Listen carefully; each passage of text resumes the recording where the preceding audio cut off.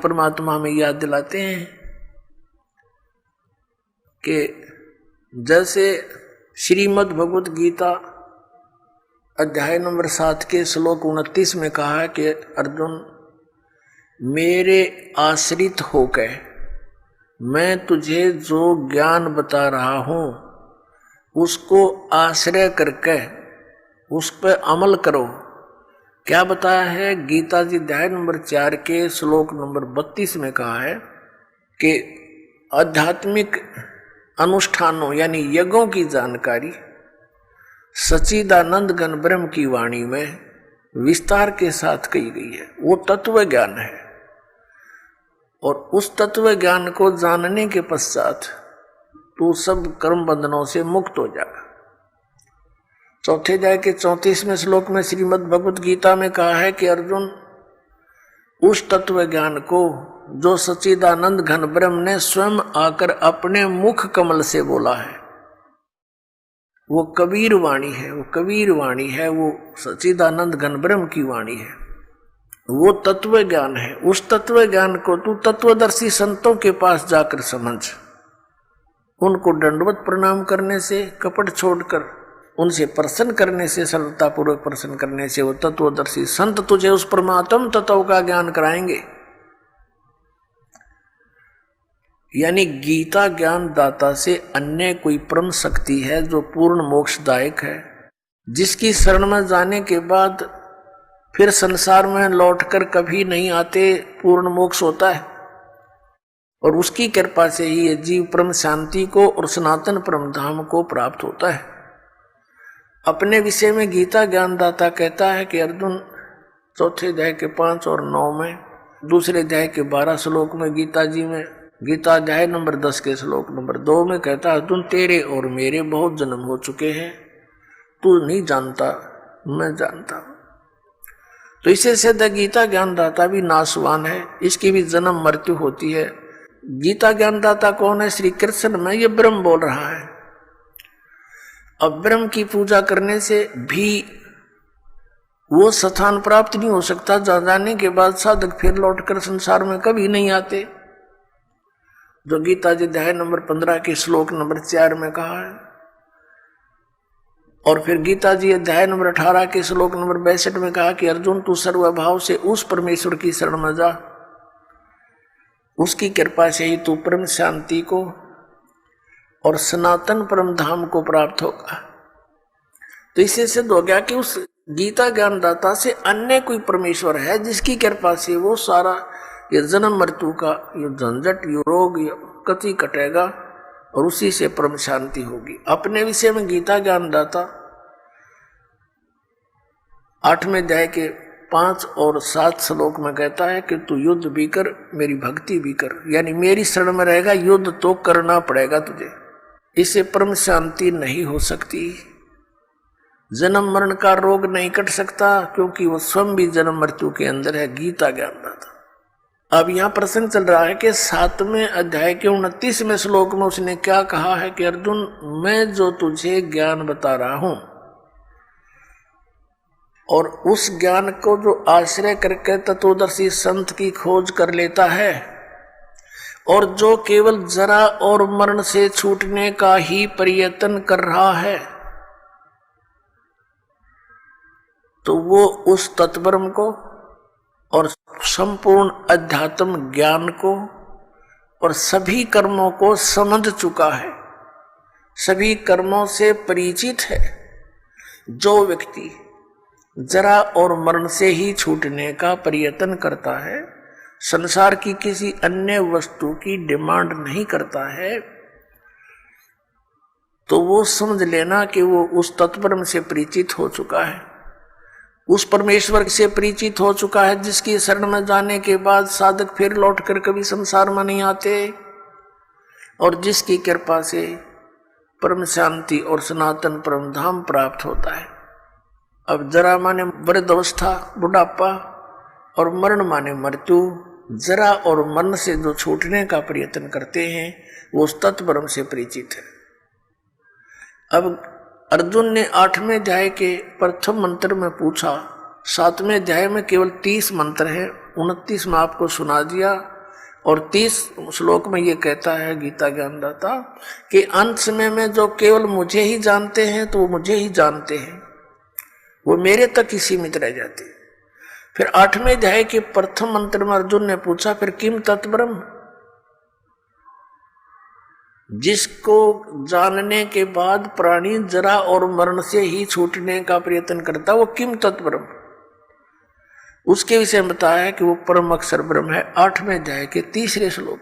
गीता जी के अध्याय 8 के श्लोक नंबर 5 और 7 में तो वो अपनी भक्ति बताता है कि मेरी साधना कर, मुझ में भाव वाला बन, मुझे ही प्राप्त होगा तो युद्ध भी कर।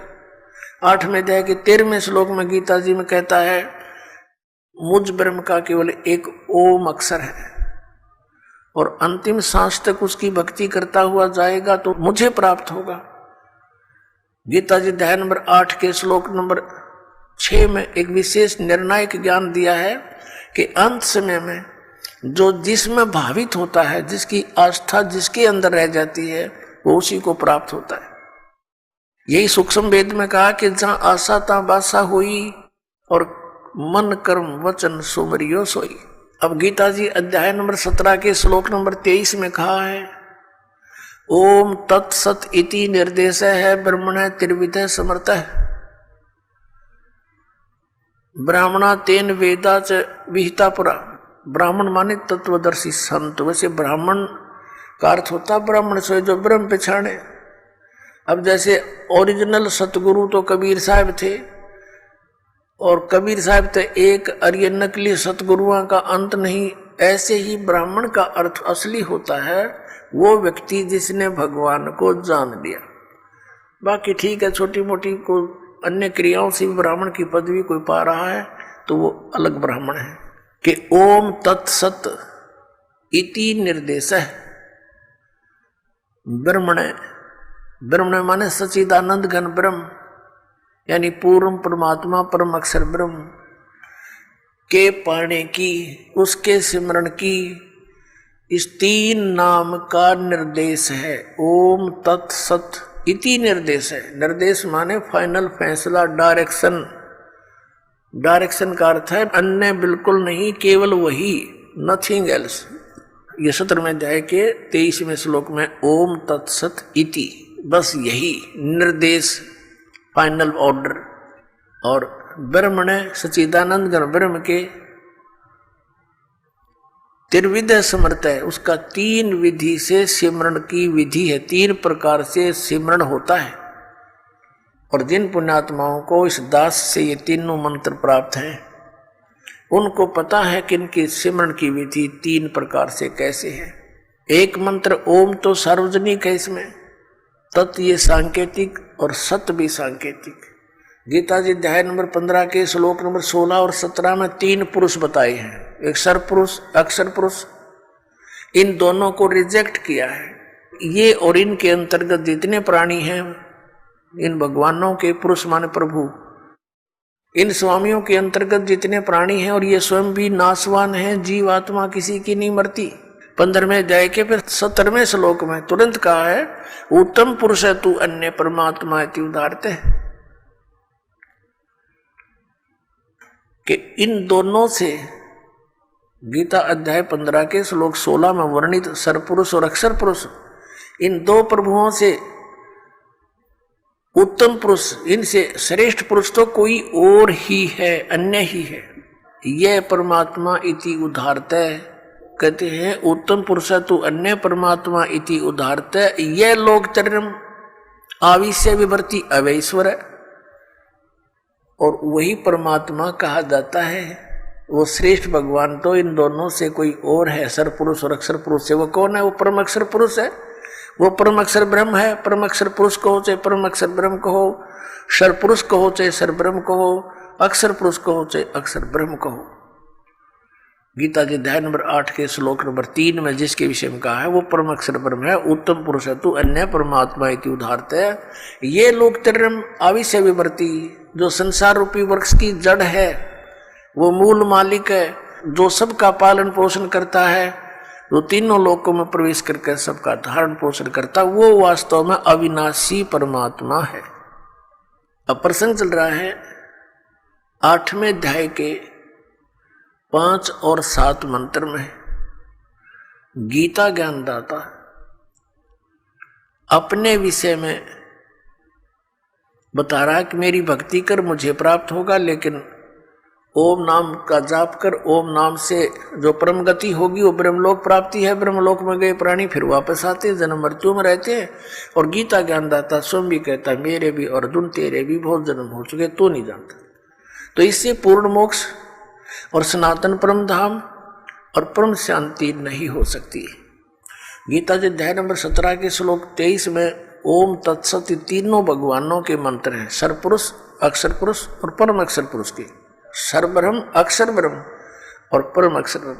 तो सर्वब्रह्म कहो, इसको सीधा ब्रह्म भी बोल देते हैं, इसको ज्योत स्वरूपी निरंजन काल भी कहते हैं। इसका ओम मंत्र है, यो तो इसने डिक्लेयर कर ही रखा है। अब उस परमात्मा को पाने की ये 3 मंत्र की साधना है या पूजा नहीं है, या साधना है। जैसे जल पानी नीर, जैसे दंडन सतगुरु वाले देते 3 मंत्र, अकाल मूर्त सब स्वरूपी राम सतपुरुष, ये तो पाना है हमने, इसको तो खोजना है। जैसे जल पानी नीर करता रहे, पानी का पता है पृथ्वी में जल है, वो मिला कैसे, उसके वो साधन खरीदने पड़ेंगे, लाने पड़ेंगे, बोकी मारनी पड़ेगी। सांस उस वास की, ये 2 मंत्र का ओम और तत् ये सांकेतिक है, ये अक्षर पुरुष का मंत्र है जिसको परब्रह्म भी कहते हैं। तो इन दोनों मंत्रों का श्वास उश्वास से जाप करना होता है। ये सांस उश्वास की बोकी लगेंगी और फिर वो क्या होगा, जैसे बोकी का काम है पाइप को जल तक पहुंचा देना, इन दोनों से जल बाहर नहीं आएगा, मिलेगा नहीं। फिर तीसरा हैंड पंप लगाना पड़ेगा उस जल को बाहर निकालने के लिए, प्राप्त करने के लिए, वो भी सेवा पूजा है। ऐसे ही इन 2 मंत्रों से, जो सतनाम के 2 अक्षर का मंत्र है, एक ओम और एक तत्, सांकेतिक दास बताता है इस पृथ्वी पर 21 ब्रह्मांड में इस दास के अतिरिक्त ना इस नाम से कोई परिचित है 3 मंत्र से, और ना ही कोई अधिकारी है, ये सत्कर मान लेना। और कोई देता है तो धोखेबाज है। यदि कोई इस दास से लेकर के कहीं ये शुरू भी कर रखी होगी दुकान का नीच तो पावेगा कहीं ना कहीं लुका छुपा, फिर समाज उससे भी बच के रहेगा और उसके फंसे हुए जाल के भक्तों को भी समझाने की चेष्टा करेगा कि गलत आदमी का फंस गए। तो ऐसे तो ये दुश्मन पहले बतेरे थे, जिन भ्रमित कर दिया, डबो दिया देश का देश, पूरे मानव समाज को गुमराह कर रखा। भगवान के शत्रु हैं ये, परमात्मा के बच्चों को मिसगाइड किए बैठे। अब ओम और तत् ये तो सतनाम 2 अक्षर का, और ये राधा स्वामी के गुरुजी खुद कहते हैं जो 2 अक्षर का भेद बतावे सोए गुरु पूरा कहावे। इन 1 अक्षर का बिना मेरा है तो 5 नाम काल के 5 उनका जाप करते हैं, जिस कारण से इनका मुखिया भी भूत की योनि प्राप्त किए हुए हैं और अपनी से सैबुकी में बढ़कर प्रवेश करके हुक्का पीवे और चूरमा खावे, रोटी खावे। अब खा यहीं पर खा धक्के, क्योंकि संत मिले नहीं और पिछली पुण्यकर्मी प्राणी थे ये महात्मा, आगे चार्जर ठीक मिला नहीं, सतभक्ति मिली नहीं, पिछली बैटरी डिस्चार्ज होगी, पुनक्षीण हो गए, भूता बनना था। फिर करोड़ों लोगों को गुमराह करने का दोष सिर पर रख ले गया, वो तो दुर्गति इसकी न्यारी होगी। ये सत्कर्माना पुण्यात्माओं, दास का कोई उससे भाई बंटवारा ना, कोई किसी चीज का हिस्से में साझा नहीं, भाई उसको उनको कोई झूठ बोल कर जनता को अपने पीछे लगा कर उनका कोई हिस्सा लेता हूं, नहीं। परमात्मा ने इस दास को वो ज्ञान दे दिया जो किसी के पास नहीं, इसके बिना जीव का कल्याण कति नहीं। परमात्मा के बच्चे अपना जीवन नाश कर रहे हैं। मुझे बहुत रोना आता कई बार बैठ करके, कौन सी साइड से समझाऊं भगवान, आप पर दया करिए अपने बच्चों को। आपने ये शुरुआत की है तो इसको पार भी लगाना परमात्मा, हम जीवों के बस का नहीं है इतने बड़े मिशन को सफल करना, आप ही दया करिए।